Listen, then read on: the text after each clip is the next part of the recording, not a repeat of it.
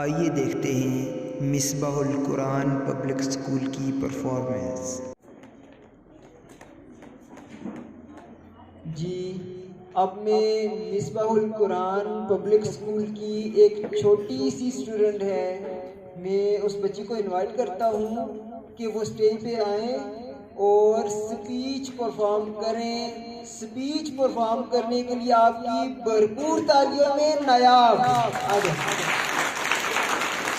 نحمدہ و نصلی علی رسولہ الکریم، اما بعد فاعوذ باللہ من الشیطان الرجیم، بسم اللہ الرحمن الرحیم۔ معزز سامعین السلام علیکم۔ آج مجھے جس موضوع پر لفظ شیئر کرنے کا موقع ملا ہے اس کا عنوان ہے علامہ محمد اقبال۔ یوں تو سید بھی ہو، مرزا بھی ہو، افغان بھی ہو، یوں تو سید بھی ہو، مرزا بھی ہو، افغان بھی ہو، تم تو سبھی کچھ ہو، بتاؤ مسلمان بھی ہو۔ ڈاکٹر علامہ اقبال 1877 کو شہر سیالکوٹ میں پیدا ہوئے۔ اس وقت اقبال نے نہیں بلکہ ایسی شخصیت نے جنم لیا جو آج کے دور میں عظیم ہستی جانی جاتی ہے۔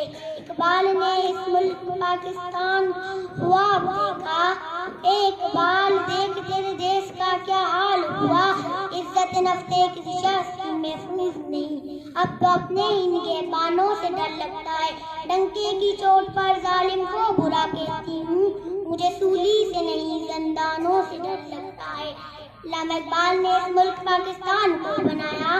علامہ اقبال نے فرمایا ہمارے نوجوان ہمارے مستقبل کے رہنما ہیں، لیکن آج ہمارے ملک کے حالات اتنے خراب ہو گئے ہیں کہ ہمارے نوجوان سیاح و تفریح میں مبتلا ہیں، آج ہمارے نوجوان ناچ گانوں میں مبتلا ہیں۔ کیا یہ وہی پاکستان ہے جس کا خواب علامہ محمد اقبال نے دیکھا تھا؟ میں اپنی تقریر کا اختتام اس شعر سے کرنا چاہوں گی۔ نہ بادشاہ ہوں دلوں کی، نہ